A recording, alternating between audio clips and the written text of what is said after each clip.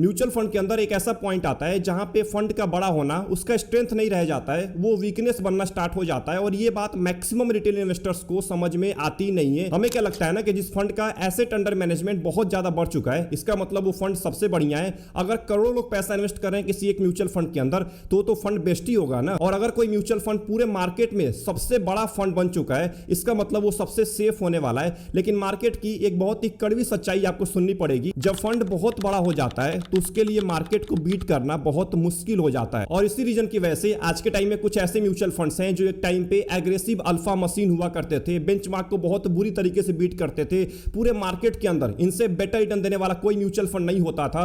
लेकिन धीरे धीरे ये म्यूचुअल फंड अब ग्लोरीफाइड लार्ज कैप बनते जा रहे हैं। इस पूरे वीडियो के अंदर हम बड़े एसेट अंडर मैनेजमेंट के मिथ को बस्ट करने वाले हैं। आखिर में बड़ा asset under management fund manager को क्यों स्लो कर देता है, इसके बारे में भी बात करने वाले हैं। एंड सबसे इंपॉर्टेंट, वो कौन से म्यूचुअल फंड्स हैं जिनके लिए एसेट अंडर मैनेजमेंट बहुत ज्यादा चैलेंज बनता जा रहा है, उनके बारे में भी हम बात करेंगे। एंड आखिरी में हम बात करने वाले क्या आपको इन फंड से पैसा निकाल लेना चाहिए या इन फंड्स को बहुत अच्छे से यूज करना चाहिए, कैसे आप इन फंड्स को यूज करके लंबे टाइम में एक अच्छा वेल्थ क्रिएट कर सकते हैं। इन सभी मुद्दों के बारे में बात करेंगे। तो ये वीडियो हर एक म्यूचुअल फंड इन्वेस्टर्स के लिए बहुत इंपॉर्टेंट है, क्योंकि मेरे को पता है आप में से मैक्सिमम लोगों ने इन म्यूचुअल फंड्स के अंदर जरूर पैसा इन्वेस्ट किया होगा। तो शुरुआत करते हैं सबसे बड़े मिथ के साथ। बड़ा एसेट अंडर मैनेजमेंट का मतलब बेस्ट म्यूचुअल फंड नहीं होता है। अगर किसी म्यूचुअल फंड का फंड साइज बहुत ज्यादा हो चुका है, इसका मतलब वो फंड केवल पॉपुलर हो चुका है। पॉपुलैरिटी और परफॉर्मेंस ये दोनों अलग अलग चीजें होती हैं। हम इन दोनों को आपस में मिला देते हैं। जो फंड पॉपुलर हो चुका है हम समझ बैठते हैं कि वो फंड बहुत ज्यादा बेटर है, वो परफॉर्मेंस भी बहुत ज्यादा बेटर देने वाला है। बिल्कुल नहीं, पॉपुलैरिटी अलग होती है और परफॉर्मेंस अलग होता है। देखिए एक्चुअल मार्केट में कभी कभी क्या होता है कि किसी फंड का किसी एक साल के अंदर में बढ़िया परफॉर्मेंस आ जाता है, उसके बाद क्या होता है ना कि वो बहुत ज्यादा ट्रेंड में आ जाता है, उसका नाम हर जगह फैल जाता है, सोशल मीडिया के ऊपर, यूट्यूब के ऊपर, इंस्टाग्राम के ऊपर केवल उसी फंड का नाम चलता है। अब इसके वजह से जब फंड पॉपुलर हो जाता है तो लोग भर भर के पैसा इन्वेस्ट करते हैं, इनफ्लो बहुत ज्यादा बढ़ जाता है उस म्यूचुअल फंड हाउस का, जिसके वजह से AUM asset under management explode करता है। और यहीं से असली प्रॉब्लम स्टार्ट होती है, क्योंकि जो स्ट्रेटजी 5,000 करोड़ पे काम कर रही थी वो 20,000 करोड़ या 50,000 करोड़ पे काम नहीं करने वाली है। जो स्ट्रेटजी 20,000 करोड़ पे काम कर रही थी अब वो 1 लाख करोड़ पे काम नहीं करेगी, और यहीं पे असली दिक्कत स्टार्ट होती है। अब ये बात कर लेते हैं कि हाई एसेट अंडर मैनेजमेंट क्यों फंड मैनेजर को बहुत ज्यादा स्लो कर देता है। तो पहला रीजन है एगिलिटी मर जाती है म्यूचुअल फंड की, यानी कि फ्लेक्सिबिलिटी मर जाती है। जो एक छोटा फंड होता है ना, ये स्पीड बोट की तरह होता है, लेकिन जो बड़े म्यूचुअल फंड्स होते हैं, बड़े फंड साइज वाले, वो ऑयल टैंकर की तरह होते हैं। अब जो स्पीड बोट होता है वो समुद्र के अंदर जहां चाहे वहां मुड़ सकता है, उसको जैसे चाहे वैसे घुमा सकते हैं, लेकिन ऑयल टैंकर को जैसे चाहे वैसे नहीं घुमा सकते हैं। वो बहुत धीरे धीरे घूमता है और बहुत टाइम लेता है घूमने में समुद्र के अंदर। वैसे ही होता है म्यूचुअल फंड। म्यूचुअल फंड में क्या होता है कि जो छोटे म्यूचुअल फंड्स होते हैं, जो 5,000 करोड़ का फंड साइज है, 10,000 करोड़ का फंड साइज है, यहां पे फंड मैनेजर को बहुत सारी अपॉर्चुनिटी दिख रही होती है। अगर उसको दिख रहा है कि स्मॉल कैप में अपॉर्चुनिटी है तो बिना सोचे वो एंट्री ले सकता है, क्योंकि एक बार में वो ज्यादा पैसा डिप्लॉय नहीं करता है। केवल 5,000 करोड़ का फंड साइज है, तो स्मॉल कैप में अगर इन्वेस्ट भी करना है तो 50 करोड़ इन्वेस्ट करेगा, 100 करोड़ इन्वेस्ट करेगा, इससे ज्यादा पैसा नहीं इन्वेस्ट करेगा। लेकिन अगर किसी म्यूचुअल फंड का फंड साइज 1 लाख करोड़ का हो चुका है तो उसको मीनिंगफुल एलोकेशन लेने के लिए 1,000-2,000 करोड़ एक बार में तो इन्वेस्ट करना ही पड़ता है किसी एक कंपनी के अंदर, और वो अपॉर्चुनिटी को यहीं पे मिस कर देते हैं। क्योंकि किसी भी स्मॉल कैप कंपनी में आप एक बार में 2,000 करोड़ या 4,000 करोड़ इन्वेस्ट नहीं कर सकते हैं। इसी के ऊपर दूसरा रीजन है स्मॉल कैप में एंट्री बहुत ज्यादा मुश्किल हो जाती है। देखिए जो रिटेल इन्वेस्टर्स होते हैं ये हमेशा कंप्लेन करते रहते हैं कि फंड मैनेजर स्मॉल कैप में नहीं इन्वेस्ट कर रहा है, मिड कैप में नहीं इन्वेस्ट कर रहा है, केवल लार्ज कैप में इन्वेस्ट कर रहा है। देखिए फंड मैनेजर स्मॉल कैप में इन्वेस्ट कर ही नहीं सकता है, वो स्मॉल कैप कंपनीज को पोर्टफोलियो में लेके आ ही नहीं सकता है। इसके पीछे का बहुत बड़ा रीजन है, मैं आपको एग्जांपल के साथ समझाता हूं। मान के चलते हैं किसी फंड का फंड साइज 1 लाख करोड़ को क्रॉस कर चुका है, तो उस फंड को किसी भी एक कंपनी में अगर 2% का भी एलोकेशन लेना है तो उसको एक बार में 2,000 करोड़ रुपए इन्वेस्ट करना पड़ेगा। और आप सोच के देखिए स्मॉल कैप कंपनी कितनी छोटी कंपनीज होती हैं, किसी का 1,000 करोड़ का मार्केट कैप है, किसी का 2,000 करोड़ का है। अब सोचिए किसी कंपनी का 1,000 करोड़ का मार्केट कैप है तो उसमें फंड मैनेजर 2,000 करोड़ रुपए तो इन्वेस्ट नहीं करेगा ना। या किसी का मान के चलते हैं 5,000 या 10,000 करोड़ का भी मार्केट कैप है तो उसमें एक ही बार में 2,000 करोड़ रुपए नहीं डाले जा सकते हैं। अब इसके वजह से क्या होगा ना कि उस कंपनी का प्राइस बहुत तेजी के साथ भागेगा, मतलब वो कंपनी का प्राइस मैनिपुलेट किया जाएगा, लेकिन उस पर्टिकुलर कंपनी की अर्निंग उतनी हो ही नहीं रही होगी जितने तेजी के साथ उसका प्राइस बढ़ा है। अब इसके वजह से फंड मैनेजर किसी भी स्मॉल कैप अपॉर्चुनिटी को छूता भी नहीं है, क्योंकि एक बार में ज्यादा पैसा इन्वेस्ट करना पड़ेगा स्मॉल कैप कंपनीज के अंदर। एंड तीसरा रीजन है लिक्विडिटी ट्रैप। अब देखिए जो बड़े म्यूचुअल फंड्स होते हैं ना, इनको केवल एंट्री के बारे में नहीं सोचना होता है, इनको एग्जिट के बारे में भी सोचना होता है।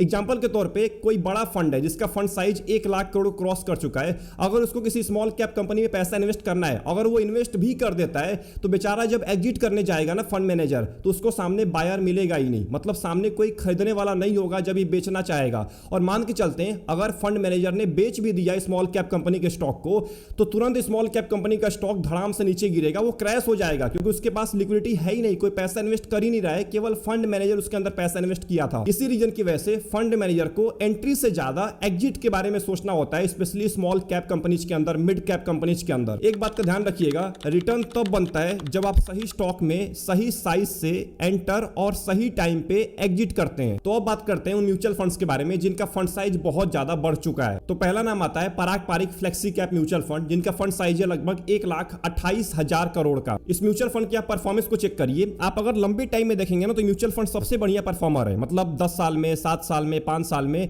लगभग टॉप में रैंक कर रहा है। लेकिन 3 साल के अंदर में 13 नंबर पे रैंक कर रहा है, 2 साल के अंदर में अभी भी 9 नंबर पे रैंक कर रहा है, लेकिन 1 साल के अंदर में ये 20 नंबर पे रैंक कर रहा है। अगर आप यहाँ पे और शॉर्ट टर्म में आएंगे 6 महीने में तो लगभग 16 नंबर पे रैंक कर रहा है, एंड इस साल के अंदर में तो लगभग 26 नंबर पे रैंक कर रहा है। इस साल में कैटेगरी ने -3.8% का नेगेटिव रिटर्न दिया है, इसने लगभग 4% का नेगेटिव रिटर्न दिया है। एंड एक महीने की बात करें जहां पे मार्केट में एक रैली देखने को मिली है, कैटेगरी ने लगभग 8% से ज्यादा का रिटर्न दिया है, इस म्यूचुअल फंड ने केवल आपको 5% का ही रिटर्न दिया, और कैटेगरी के अंदर इसकी रैंकिंग लगभग 44 नंबर पे है 46 नंबर में से। क्योंकि अगर आप इसके पोर्टफोलियो को चेक करते हैं तो यहां पे देखिए इक्विटी में 81% है, डेट में 1% है, एंड कैश के अंदर लगभग 17% है। अभी भी ये म्यूचुअल फंड्स कैश के अंदर ज्यादा पैसा लेके बैठे हुए हैं, क्योंकि इस म्यूचुअल फंड को एक मीनिंगफुल एलोकेशन लेने के लिए अपॉर्चुनिटी मिल ही नहीं रही है। अगर हम मार्केट कैप की बात करें तो देखिए लार्ज कैप में लगभग 62% है, मिड कैप में 1% है, स्मॉल कैप में 2% है, एंड ऑब्वियस सी बात है ये देश के बाहर भी पैसा इन्वेस्ट करता है लगभग 10 से 11%, यानी कि फॉरेन कंपनीज के अंदर, अमेरिकन कंपनीज के अंदर। वहीं पे दूसरा फंड भी फ्लेक्सी कैप का ही है, जिसका नाम है HDFC फ्लेक्सी कैप फंड, जिसका फंड साइज है लगभग 91,000 करोड़ का। अब देखिए अगर आप HDFC फ्लेक्सी कैप के भी परफॉर्मेंस को चेक करेंगे तो लंबे टाइम से बहुत बढ़िया परफॉर्मेंस दिया है, 10 साल के अंदर में, 7 साल के अंदर में, 5 साल, 3 साल, 2 साल के अंदर में भी लगभग 3 नंबर पे रैंक कर रहा है। लेकिन एक साल में देखिए 29 नंबर पे आ चुका है, केवल 2% का रिटर्न दिया है, जबकि कैटेगरी ने लगभग 4% का रिटर्न दिया है। एंड शॉर्ट टर्म के अंदर में तो और बुरा हाल है इस म्यूचुअल फंड का, इस साल के अंदर में -6% का रिटर्न दे चुका है, 6 महीने में -5% का दिया है, 3 महीने में -5% का दिया है, एंड 1 महीने के अंदर में जहां पे कैटेगरी ने लगभग 8.5% से ज्यादा का रिटर्न दिया है, वहीं पे इस म्यूचुअल फंड ने केवल आपको 5% का रिटर्न दिया है, और अपने कैटेगरी के अंदर 45 नंबर पे रैंक कर रहा है। क्योंकि अगर आप HDFC फ्लेक्सी कैप के पोर्टफोलियो को देखते हैं तो यहां पे देखिए इक्विटी में 95% है, कैश में केवल 3% पैसा रखा हुआ है। अगर हम मार्केट कैप की बात करें तो देखिए लार्ज कैप में लगभग 77% पैसा है, मतलब कि पराग पारिक फ्लेक्सी कैप से भी ज्यादा ये लार्ज कैप कंपनीज में पैसा इन्वेस्ट करता है। मिड कैप में 8% है, एंड स्मॉल कैप में लगभग 9% पैसा आपका इन्वेस्ट करता है। अगला म्यूचुअल फंड है स्मॉल कैप से, जिसका नाम है Nippon India small cap mutual fund, जिसका भी फंड साइज 60,000 करोड़ को क्रॉस कर चुका है। इस म्यूचुअल फंड के भी परफॉर्मेंस को अगर आप चेक करेंगे तो यहां पे देखिए लॉन्ग टर्म के अंदर में बहुत बढ़िया परफॉर्मेंस दिया है, 10 साल के अंदर में 1 नंबर पे रैंक कर रहा है, 22% का CAGR है, 7 साल में भी लगभग 24% का CAGR है, 5 साल के अंदर में 3 नंबर पे रैंक कर रहा है, 3 साल के अंदर में 9 नंबर पे रैंक कर रहा है।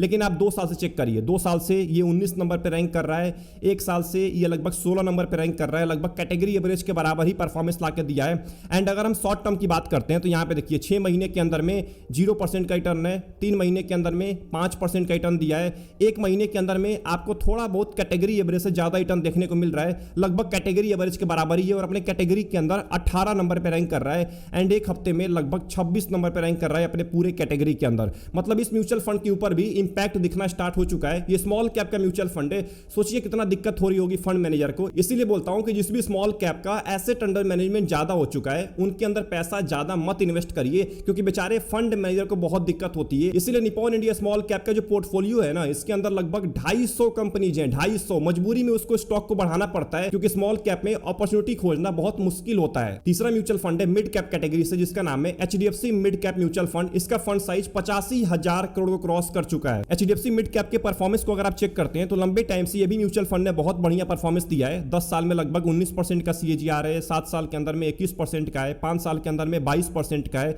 3 साल के अंदर में भी लगभग 24% का CAGR दिया है। लेकिन 2 साल से देखिए ये लगभग 13 नंबर पे रैंक कर रहा है। 1 साल में तो बुरा हालत है, कैटेगरी एवरेज को भी नहीं बीट कर पाया है। कैटेगरी का लगभग 12% का रिटर्न है, इसका केवल 10% का है, और अपने कैटेगरी के अंदर 21 नंबर पे रैंक कर रहा है। एंड शॉर्ट टर्म के अंदर में देखिए ये सबसे नीचे रैंक कर रहा है, 6 महीने में 26 नंबर पे रैंक कर रहा है, 3 महीने के अंदर में 30 नंबर पे रैंक कर रहा है, 1 महीने के अंदर में जहां पे कैटेगरी ने 11% से ज्यादा का रिटर्न दिया है, वहीं इसने केवल 8% का रिटर्न दिया है। कैटेगरी में सबसे नीचे रैंक कर रहा है, 33 में से 33 नंबर पे। अब सवाल निकल के आ रहा है, क्या इन म्यूचुअल फंड्स के अंदर पैसा नहीं इन्वेस्ट करना चाहिए? देखिए, मैं आपको सिंपल भाषा में समझाता हूं। बड़ा फंड साइज खराब नहीं होता है, ये गेम चेंज कर सकता है, इसको यूज करना आपको आना चाहिए। अगर आपके म्यूचुअल फंड का फंड साइज बहुत ज्यादा बढ़ चुका है, इसका मतलब आपके फंड के बंद होने की संभावना ना के बराबर हो जाती है, लिक्विडिटी रिस्क बहुत ज्यादा कम हो जाता है, आप जब चाहें तब उस फंड से पैसा निकाल सकते हैं। उससे भी ज्यादा इंपॉर्टेंट, मार्केट गिरावट के टाइम में ये म्यूचुअल फंड्स आपके पोर्टफोलियो को बचा के रखते हैं, ये मार्केट के मुकाबले कम नीचे गिर रहे होते हैं। लेकिन इसका नुकसान क्या होता है साथ में कि अल्फा मिलना बहुत मुश्किल हो जाता है, मतलब ये बेंचमार्क को बीट नहीं कर पाते हैं जल्दी। इसका मतलब अगर आपके फंड का फंड साइज बहुत ज्यादा बढ़ चुका है तो ये डेंजरस नहीं होने वाला है, बस आपको अपने एक्सपेक्टेशन को चेंज करना पड़ेगा। तो आखिरी में सवाल निकल के आ रहा है कि इन्वेस्टर्स को अभी के टाइम में क्या करना चाहिए। तो देखिए, अगर आप इन म्यूचुअल फंड्स के अंदर पैसा इन्वेस्ट करते हैं तो पहली बात तो आपको पैनिक बिल्कुल नहीं होना है, इस वीडियो को देख के पैसा नहीं निकाल लेना है, क्योंकि अब मैं आपको बहुत इंपॉर्टेंट चीजें बताने वाला हूं। देखिए, अगर आप इन म्यूचुअल फंड्स के अंदर पैसा इन्वेस्ट करते हैं तो ब्लाइंडली एलोकेशन मत रखिए। मतलब कि अगर आप पारंपरिक फ्लेक्सी कैप के अंदर पैसा इन्वेस्ट कर रहे हैं तो आपको आज के बाद ये समझ के चलना है कि ये म्यूचुअल फंड पहले जैसा परफॉर्मेंस नहीं देने वाला है या बाकी फ्लेक्सी कैप की तरह परफॉर्मेंस नहीं देगा। हाँ, एक बात का ध्यान रखिएगा, पारंपरिक फ्लेक्सी कैप का जो पोर्टफोलियो है वो बहुत ज्यादा मैच्योर है, मैच्योर पोर्टफोलियो है। इसका मतलब मार्केट गिरावट के टाइम में ये आपके पोर्टफोलियो को बचा के रखेगा। तो अगर आप एक बिगिनर इन्वेस्टर हैं, पहली बार म्यूचुअल फंड के अंदर पैसा इन्वेस्ट करना चाहते हैं, तो इन म्यूचुअल फंड्स को जरूर पोर्टफोलियो में रखिएगा। ये म्यूचुअल फंड्स वोलेटिलिटी से बहुत ज्यादा बचा के रखेंगे, जिससे गिरावट होगा तो आप बहुत ज्यादा पैनिक नहीं होंगे। दूसरा इंपॉर्टेंट, अगर आप बहुत पहले से म्यूचुअल फंड्स को होल्ड कर रहे हैं पोर्टफोलियो में, पारंपरिक को, एचडीएफसी फ्लेक्सी कैप को, तो पोर्टफोलियो से निकाल नहीं देना इन म्यूचुअल फंड को, बस थोड़ा सा आप एलोकेशन कम कर दीजिए। आप एलोकेशन कम करके उन म्यूचुअल फंड के अंदर एलोकेशन बढ़ा दीजिए जिनका फंड साइज कम है, जो बढ़िया परफॉर्मेंस दे रहे हैं, जो मार्केट रैली के अंदर आपको एक अच्छा रिटर्न लाके देते हैं, हमेशा से रिटर्न लाके देते हैं, उनके अंदर एलोकेशन बढ़ा दीजिए। इनको पोर्टफोलियो से निकालिएगा मत, नहीं तो अगर फ्यूचर के अंदर में मार्केट क्रैश होगा तो आपकी पूरी पोर्टफोलियो की वाट लग जाएगी। तो इन म्यूचुअल फंड्स को पोर्टफोलियो को बचाने के लिए जरूर अपने पोर्टफोलियो में रखिए। एंड वहीं पे अगर आप किसी स्मॉल कैप या मिड कैप म्यूचुअल फंड्स के अंदर पैसा इन्वेस्ट करते हैं जिसका एसेट अंडर मैनेजमेंट बहुत ज्यादा बढ़ चुका है, तो आपको ध्यान देके चलना है। एग्जांपल के लिए Nippon India small cap, Nippon India small cap से अब आपको एक्सपेक्टेशन चेंज करना पड़ेगा। अभी भी ये एग्रेसिव है, अभी भी ये एग्रेसिव परफॉर्मेंस देने वाला है स्मॉल कैप की तरह, लेकिन कंपेयर करना बंद करिए बाकी स्मॉल कैप से। निप्पॉन इंडिया स्मॉल कैप को कंपेयर करना बंद करिए, क्योंकि इसका फंड साइज 60,000 करोड़ को क्रॉस कर चुका है। इसका मतलब फंड मैनेजर को अब अपॉर्चुनिटी मिलना बहुत मुश्किल हो जाएगा। अगर आप ज्यादा पैसा इन्वेस्ट करेंगे तो और ज्यादा दिक्कत होगा फंड मैनेजर को। इसीलिए बड़े एसेट अंडर मैनेजमेंट वाले म्यूचुअल फंड जो स्मॉल कैप और मिड कैप के अंदर है, इनसे एलोकेशन थोड़ा सा कम करके और उन स्मॉल कैप के अंदर पैसा इन्वेस्ट करिए जिनका फंड साइज कम है, 10,000 करोड़ का है, 20,000 करोड़ का है या 5,000 करोड़ का है। इनके अंदर पैसा इन्वेस्ट करेंगे तो आपको भी ज्यादा फायदा मिल पाएगा। तो अगर आपने यहां तक इस पूरे वीडियो को वॉच कर लिया है और इस पूरे वीडियो से अगर आपको कुछ भी सीखने को मिला है, वीडियो को लाइक कर दीजिएगा एंड चैनल को जरूर सब्सक्राइब कर लीजिएगा। केवल लाइक करना होता है और सब्सक्राइब का बटन दबाना होता है, इससे आप आने वाले वीडियोज को मिस नहीं करने वाले। आने वाले टाइम के अंदर में मैं एक बहुत ही इंपॉर्टेंट सीरीज लेके आने वाला हूं, जिसका अनाउंसमेंट मैं बहुत जल्दी करने वाला हूं। उस सीरीज के अंदर हम कुछ मेजर म्यूचुअल फंड्स के बारे में बात करेंगे, वो आपको कम्युनिटी पोस्ट पे दिख जाएगा, लेकिन तभी दिखेगा जब आप चैनल को सब्सक्राइब करेंगे। एंड कमेंट बॉक्स के अंदर टाइप करके ये बताइए कि आप अभी के टाइम में कौन से बड़े म्यूचुअल फंड के अंदर पैसा इन्वेस्ट करते हैं जिसका फंड साइज बहुत ज्यादा बढ़ चुका है और उसके अंदर एलोकेशन कितना है आपके पूरे पोर्टफोलियो का, ये बताना मत भूलिएगा कमेंट बॉक्स के अंदर में। मिलते हैं नेक्स्ट इंपॉर्टेंट वीडियो के अंदर, अपना ध्यान रखिए, best of luck, take care.